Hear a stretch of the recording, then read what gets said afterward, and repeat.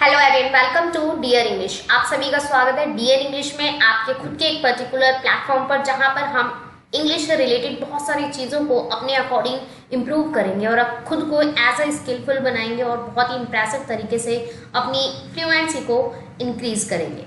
So start करेंगे आज के न्यू टॉपिक से, exact meaning of lockdown, quarantine and curfew. इन तीन वर्ड के अकॉर्डिंग आप लोगों को बहुत सारी चीज़ें जानना बहुत ज़रूरी है, क्योंकि ये तीन वर्ड हमने बहुत ज़्यादा सुने हैं और कंटिन्यू सुनते आ रहे हैं। और जो लॉकडाउन हमारा पर्टिकुलर चल रहा है, उस सेशन के अकॉर्डिंग कौन कौन सी चीज़ें आप लोगों को याद रखनी है, उन सभी को आज के हम डियर इंग्लिश में कंटिन्यू करने वाले हैं। सो अपना पॉजिटिव फीडबैक देने के लिए लाइक हिट जरूर करें। So let's start. First of all हमारे सामने न्यू वर्ड है लॉकडाउन। नॉवल अगर मैं कहूँ इस चीज़ को, बहुत सारे कैंडिडेट्स या बहुत सारे ऐसे लोग हैं जिनके अकॉर्डिंग मैंने ये सुना है कि उन्होंने फर्स्ट टाइम इस वर्ड को सुना है, मतलब 2020 के अकॉर्डिंग पहली बार उन्होंने इस वर्ड को सुना है। आज से पहले इन्होंने आज तक इस वर्ड को नहीं सुना था और इसका मतलब क्या होता है वो भी इन्हें इसी साल पता चला है। बट एक्चुअल में क्या आप लोगों को जो पता है वो एग्जैक्ट मीनिंग है? तो वही चीज़ आज हम इस वीडियो में कंटिन्यू करने वाले हैं। लॉकडाउन। लॉकडाउन जो हमारा फर्स्ट वर्ड है, इसका एक्चुअल में अगर देखा जाए, सबसे पहले तो ये एक नाउन है, यानी कि संज्ञा है ये, ठीक है। किसी भी पर्टिकुलर नाउन को प्लेस करता है ये, तो ये हो जाएगा हमारा संज्ञा, ठीक है। अगर मैं बात करूं इसके आगे, आप लोगों ने देखा होगा इश लिखा हुआ है मैंने, इश, ISH, इश। अब इस इश का मतलब क्या है देखिए। अगर आपको सबसे पहले इश का मतलब जानना है तो सबसे पहले लॉकडाउन का मीनिंग पता होना चाहिए।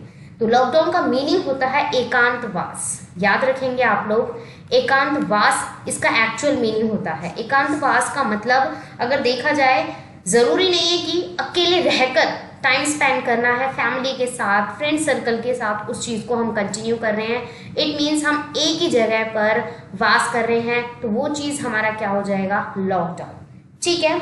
अब इश क्या है? इश को मैंने यहाँ पर डिवाइड किया है एज अ आप लोगों के लिए सिनोनिम्स के जरिए।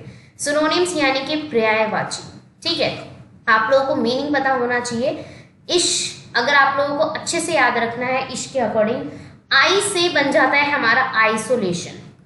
आइसोलेशन जो एक्चुअल में डिनोट करता है इसी को ही, इसका अलग से कोई मीनिंग नहीं है।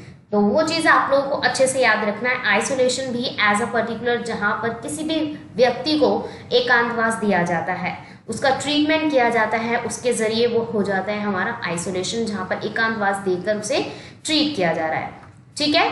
नेक्स्ट हम कंटिन्यू करने वाले हैं। नेक्स्ट है हमारा एस। एस से क्या बन जाता है? एस से होता है हमारा सॉलिटरी, SOLITARY, सॉलिटरी। सॉलिटरी का मतलब होता है काल कोठरी की सजा। और ये हमारा बहुत ही हिस्ट्री के अकॉर्डिंग अगर हम टाइम पीरियड में चले जाएं तो वहाँ पर इस वर्ड का बहुत यूज़ किया जाता था। पहले के लोगों को ये एक्चुअल में सजा दी जाती थी, सॉलिटरी।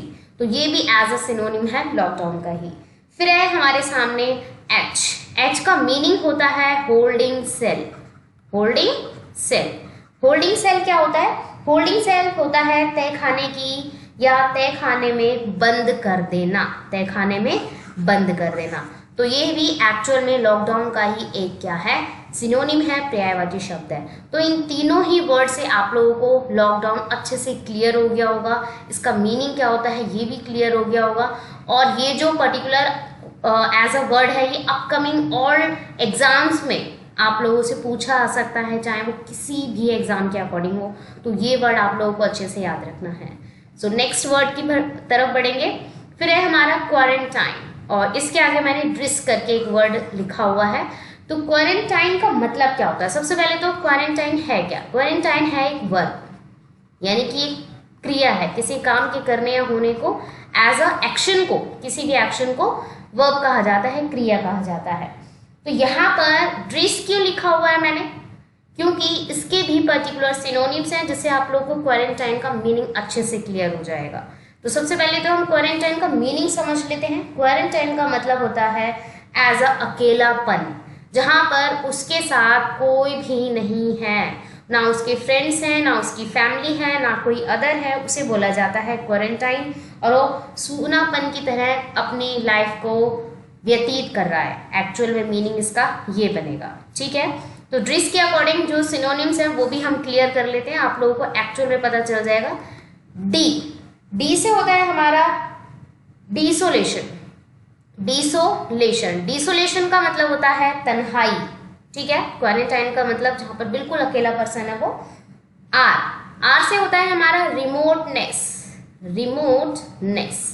रिमोटनेस का मीनिंग भी यहाँ पर आप लोगों को याद रखना है। इसका मतलब होता है दूरी, किसी भी व्यक्ति से एक दूसरे की जो दूरी बिल्कुल बना दी जाती है, मिलने की बिल्कुल भी इजाजत नहीं होती, वो हो जाता है हमारा रिमोटनेस। आई से अभी मैंने आपको लास्ट वर्ड के अकॉर्डिंग बताया, आइसोलेशन, वही सेम चीज है जहां पर उसका पर्टिकुलर अकेले रहकर या अकेले उसको रखकर उसका ट्रीटमेंट किया जाता है या उसके साथ कंटिन्यू की जाती है बहुत सारी चीज़ें, चाहे वो ट्रीटमेंट के जरिए हो या उसका कोई पर्टिकुलर बहुत सारी चीज़ें हैं जो उसको अकेले रखकर मतलब उसका इलाज किया जा रहा है उस तरीके से, ठीक है। आइसोलेशन के बाद है हमारा एस बच गया।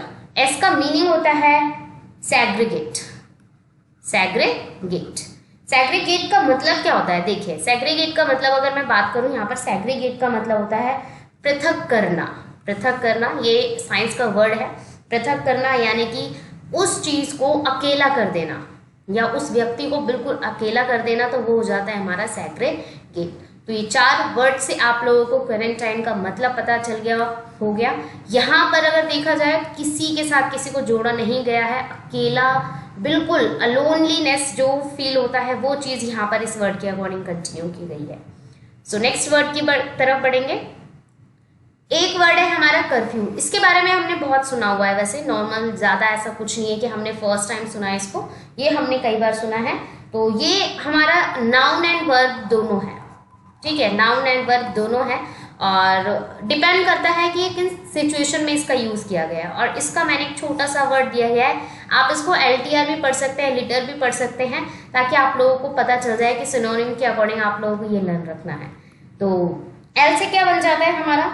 एल से बन जाता है हमारा लिमिट, ठीक है। और वैसे अगर कर्फ्यू का एग्जैक्ट मीनिंग आप लोगों को मैं बता दूं, इसका मतलब होता है निषेधाज्ञा, मतलब कि बहुत ही स्ट्रिक्ट रूल फॉलो करना है। जहां पर एक चीज के लिए कह दिया है तो वो कहना ही हमें एज अ मानना पड़ेगा, वो जो कहा गया है उसको मानना पड़ेगा। निषेधाज्ञा मतलब उस चीज के लिए मना है तो मना है। नॉर्मली 22 मार्च के अकॉर्डिंग हमारा जो कर्फ्यू लगा था उसके अकॉर्डिंग आप लोगों को पता होगा कि स्ट्रिक्टली कौन कौन सी चीज़ों को फॉलो किया गया था, हमें घर से बाहर नहीं निकलना था और भी चीज़ें थी, तो वो ऐसा निषेधाज्ञा के अकॉर्डिंग होगी। और इसका सिनोनिम है लिमिट, ठीक है। टाइम लिमिट, टी से बन जाएगा हमारा टाइम लिमिट और आर से बन जाएगा हमारा रिस्ट्रिक्ट। तो इट मीन्स आप लोगों को क्लियर हो गया होगा कर्फ्यू का मीनिंग। ये 3 हमारे सिनोनिम्स बन जाते हैं, पर्यायवाची शब्द, और इनके जरिए आप लोगों को कर्फ्यू भी लर्न हो गया होगा। ये तीनों मैंने इसलिए क्लियर किए ताकि आप लोगों को इन फ्यूचर कोई भी एग्जाम हो वहां पर इसको फेस करें आप लोग इस क्वेश्चन को, तो आप ये ना सोचें कि हमने इसके बारे में पढ़ा ही नहीं है या इसके सिनोनिम्स हमने नहीं पढ़े हैं या पढ़ा है इसके बारे में हमें ध्यान नहीं आ रहा है। आप 2 बार वीडियो को कंटिन्यू देखेंगे, मेरे हिसाब से तो आपको तीनों वर्ड इजीली लर्न हो जाने हैं। सो आप लोगों को अब क्या करना है, इन तीनों वर्ड से एक एक सेंटेंस कमेंट बॉक्स में अपने नेम के साथ बनाना है, लिखना है, और जो भी लिंक दिए गए हैं डिस्क्रिप्शन में वहां पर मुझे बताना है कि आपने तीनों वर्ड बनाए हैं, किस तरीके से बनाए हैं, और अपना पॉजिटिव फीडबैक देने के लिए लाइक हिट जरूर करें। So keep learning, thanks for watching. और कोई डाउट है तो आप लोग कमेंट सेक्शन के जरिए पूछ सकते हैं या किसी भी लिंक से जुड़कर पूछ सकते हैं डेली इंग्लिश के according. So thanks for watching, please subscribe जरूर करें।